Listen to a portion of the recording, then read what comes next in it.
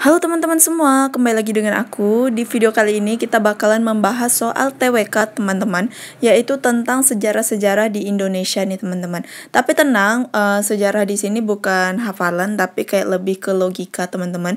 Jadi buat kalian yang penasaran sama videonya, langsung aja di subscribe dulu teman-teman sebelum nonton, dan nyalakan lonceng notifikasinya supaya kalian gak ketinggalan video-video terbaru dari aku. Oke, kita langsung aja ke videonya. Oke, ini dia soal nomor 1 nih teman-teman. Nah, ini kalau soal TWK seperti biasa kita baca soalnya aja ya langsung. Hal ini berarti nilai Pancasila sudah ditemukan dalam diri bangsa Indonesia sebelum merdeka. Artinya, di sini intinya adalah Pancasila itu sebenarnya sudah ada dalam diri bangsa Indonesia sebelum merdeka. Nah, maksud dari kalimat ini tuh apa teman-teman? Itu sebenarnya yang diminta sama pembuat soalnya. Nah, coba kita lihat option yang A ya. Rumusan Pancasila sudah ditemukan sejak sebelum merdeka. Oke teman-teman, nah kita tahu nih rumusan Pancasila itu adanya pas waktu sidang BPUPKI teman-teman, ya kan? Nah jadi yang A ini kurang tepat gitu ya. Nah coba jadi yang A aku eliminasi. Kemudian yang B, Pancasila sudah menjadi dasar negara Indonesia sejak dulu kala. Nah kita tahu bahwa dasar negara Indonesia itu Pancasila, dan itu terjadi pada tahun 1 Juni 1945 ya. Nah jadi di sini option B itu kurang tepat teman-teman, ya kan?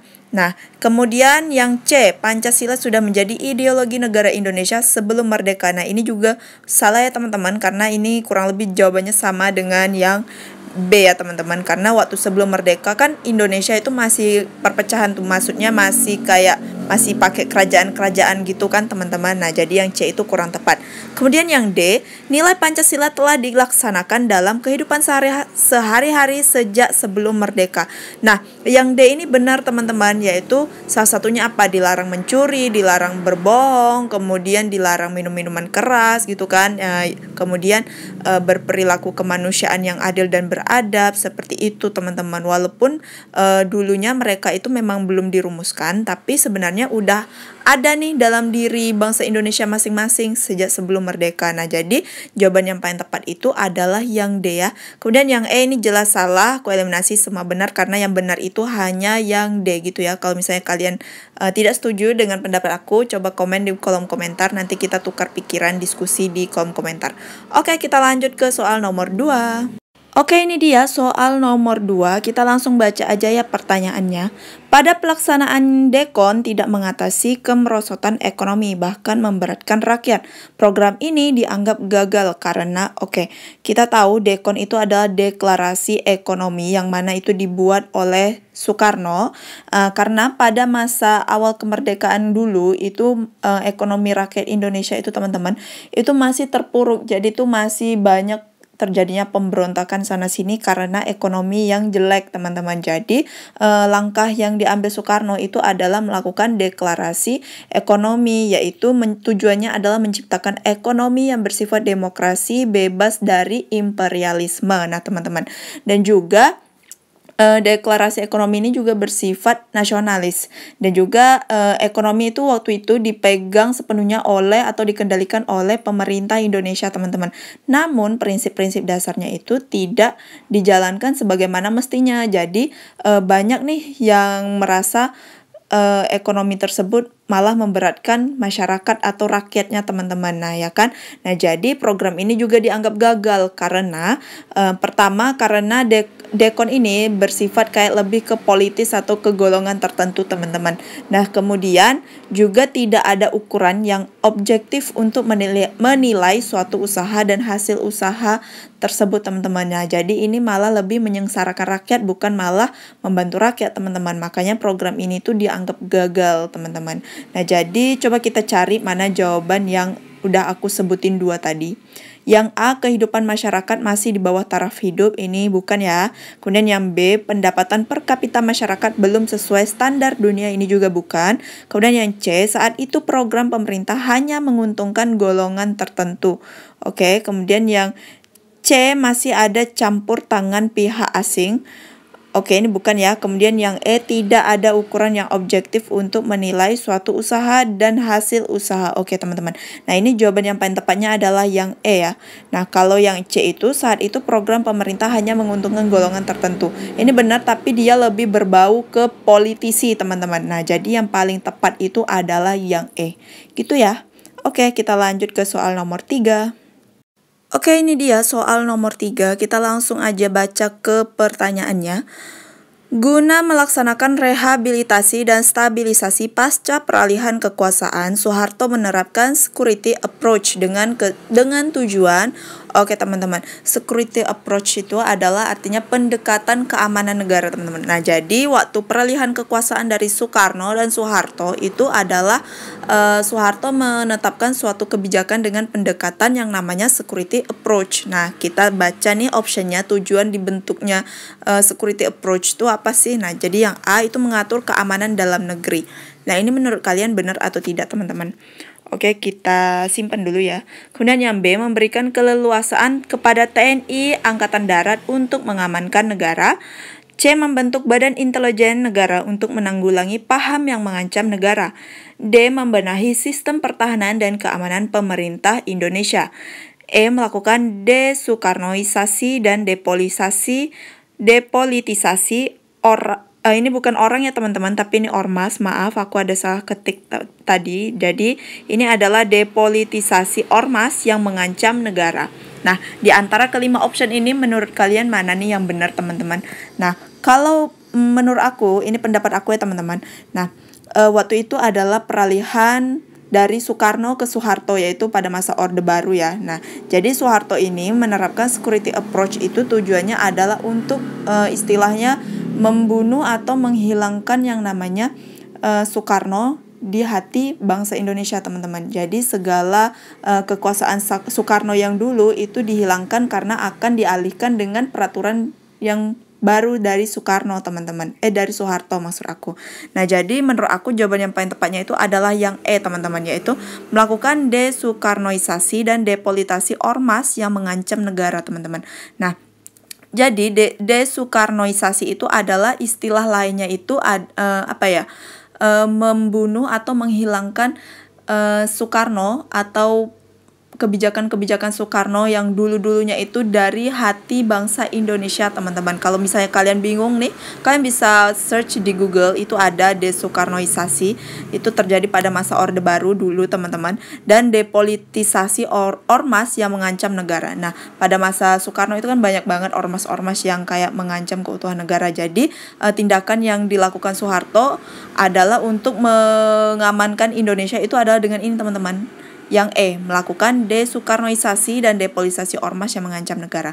Nah, jadi itu ya, menurut aku jawabannya adalah yang E. Tapi kalau misalnya kalian punya pendapat yang lain, coba komen di kolom komentar dan sertain alasannya juga ya. Oke, aku tungguin dan kita lanjut ke soal nomor 4. Oke, ini dia soal nomor 4. Kita langsung baca ke pertanyaannya ya. Melalui pidato tersebut, guna sejarah bagi bangsa Indonesia adalah, oke, coba kita lihat judul pidatonya. Jangan sekali-sekali meninggalkan sejarah. Nah, berarti yang ditanyakan di sini adalah sejarah bagi bangsa Indonesia itu adalah seperti apa, teman-teman. Nah, kalau yang A, sejarah senantiasa mengedepankan sosok pahlawan agar dapat diteladani. Oke, ini kita keep dulu. Kemudian yang B, sejarah menjadi pengingat agar tidak mengulangi kesalahan yang sama. Oke, boleh kita keep. Kemudian yang C, sejarah mengajarkan agar bertindak sesuai dengan tugas yang diberikan. Oke, teman-teman. Kalau yang ini menurut aku kurang pas ya. Kayaknya lebih kurang tepat aja nih, teman-teman, yang C. Mengajarkan agar bertindak sesuai dengan tugas yang diberikan. Tanpa sejarah juga bisa sih, maksudnya belajar sesuai dengan tugas yang diberikan gitu kan. Nah, jadi yang C aku eliminasi. Kemudian yang D, sejarah selalu berulang dengan kejadian yang hampir mirip.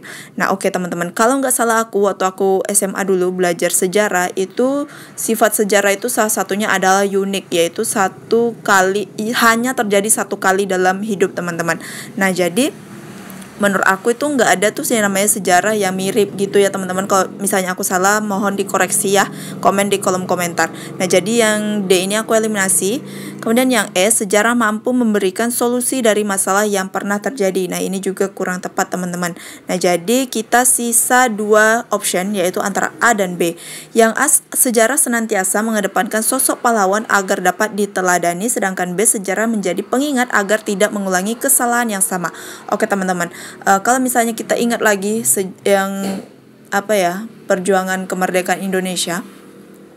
Nah itu kan awalnya Indonesia itu belum menyatu, belum ada yang namanya rasa cinta tanah air, nasionalisme itu belum ada dan masih bersifat kedaerahan teman-teman.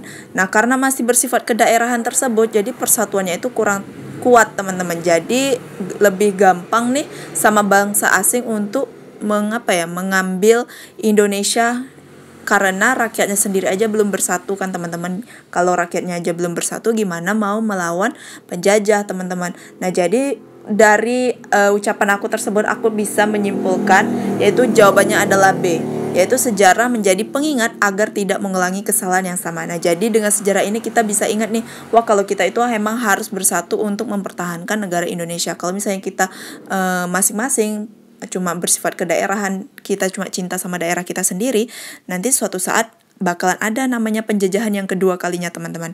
Nah jadi itu yang tidak diinginkan sama sama bangsa atau sama negara Indonesia sekarang, yaitu menghapuslah yang namanya penjajahan di atas dunia gitu teman-teman. Jadi kita harus tetap bersatu, kita nggak boleh berpecah-pecah atau kita lebih cinta sama daerah kita sendiri, itu nggak boleh ya teman-teman, karena mengingat masa lalu dengan kejadian seperti itu, bangsa Indonesia itu sempat dijajah ratusan tahun sama penjajah-penjajah asing gitu teman-teman. Nah jadi jawaban yang paling tepat itu adalah yang B. Kalau misalnya kalian kurang setuju sama aku, boleh komen di kolom komentar, tapi jangan lupa sertain alasannya. Oke, kita lanjut ke soal nomor 5. Oke, ini dia soal yang terakhir teman-teman. Kita langsung baca ke pertanyaannya. Hal itu Pancasila dianggap sebagai, kita lihat infonya ya. Kemudian Presiden Indonesia memerintahkan Pemda bekerja sama dengan pemerintah pusat untuk membangun berbagai fasilitas sehingga akses menuju daerah terpencil mudah dan harga kebutuhan hidup terjangkau karena biaya distribusi yang murah dan gampang dijangkau. Oke teman-teman, sebelumnya aku udah membahas nih yang namanya Pancasila sebagai pedoman hidup, pandangan hidup, ideologi, kemudian kepribadian bangsa, dasar negara, segala sumber hukum. Nah, kalian bisa cek playlist di TWK aku, itu ada, kalian pokoknya scroll aja ke bawah, itu pasti ada itu, karena kemarin aku udah bikin videonya teman-teman. Jadi di video kali ini aku nggak bakalan ngejelasin tentang itu lagi teman-teman, karena aku lebih fokus ke kasus yang ini aja ya. Nah di sini kata kuncinya itu ada di mana pemerintah pusat membangun berbagai fasilitas sehingga akses menuju daerah terpencil itu mudah. Nah kemudian harga kebutuhan hidup itu menjadi terjangkau karena biaya distribusi yang murah dan gampang dijangkau. Nah ini kalau kita misalkan kaitkan dengan sila kelima ini teman-teman, ini merupakan keadilan sosial bagi seluruh rakyat Indonesia ya kan, yaitu di mana pembangunan secara merata, adil ya kan. Nah sehingga daerah-daerah terpencil itu juga gampang nih menjangkau kebutuhan hidupnya ya kan. Akses untuk ke daerah terpencil juga mudah dan terjangkau, jadi biaya distribusinya itu nggak terlalu mahal, jadi sehingga barang-barang pokok atau barang-barang untuk memenuhi kehidupan mereka itu menjadi lebih murah ya kan. Nah jadi di sini aku langsung ke optionnya, yaitu adalah yang E teman-teman, dasar negara. Kenapa aku bilang dasar negara? Karena dari soal ini itu termasuk merupakan salah satu pengamalan sila kelima teman-teman. Nah di mana sila kelima, sila pertama, kedua, ketiga, keempat, dan kelima itu adalah merupakan rumusan dari dasar negara, yaitu Pancasila teman-teman. Nah jadi jawaban yang paling tepat itu adalah yang E. Kalau yang A, pedoman hidup, nah ini juga enggak ya teman-teman. Pedoman hidup itu kayak lebih ke acuan hidup kita ya kan. Nah jadi yang A itu bukan, yang B pandangan hidup juga ini bukan. Kemudian yang yang C, kepribadian bangsa. Kepribadian bangsa itu kayaknya lebih ke ciri-ciri bangsa Indonesia teman-teman. Yang membedakan antara bangsa Indonesia dengan bangsa lainnya itu masuk ke kategori kepribadian bangsa. Kemudian yang D, perjanjian luhur bangsa. Ini perjanjian luhur bangsa yaitu perjanjian pada masa-masa zaman dahulu dengan pahlawan-pahlawan kita teman-teman. Jadi buat kalian yang mau tahu nih arti satu persatu dari ini kalian bisa cek playlist di TWK aku, karena di situ udah aku jelasin semuanya teman-teman. Oke, itu dia. Ya, kalau misalnya kalian masih bingung, coba kalian komen di kolom komentar, nanti bakalan aku bantu dan kita diskusi bareng di kolom komentar. Oke, itu dia tadi 5 soal TWK tentang sejarah Indonesia nih teman-teman. Gimana? Semoga bisa membantu persiapan kalian ya. Dan terima kasih banget yang udah subscribe dan yang selalu nonton video aku. Terima kasih banget teman-teman. Aku doain semoga kalian diperlancar dan dipermudah untuk mendapatkan NIP di tahun 2021 ini. Dan sebelum kalian meninggalkan video ini, jangan lupa di like dan share ke semua sosial media yang kalian punya supaya video aku lebih banyak manfaatnya buat orang lain teman-teman. Dan juga misalnya kalau mau ada request video yang lebih seru dari ini, kalian bisa DM di Instagram aku di sini di Aulia Sakina Putri. Oke.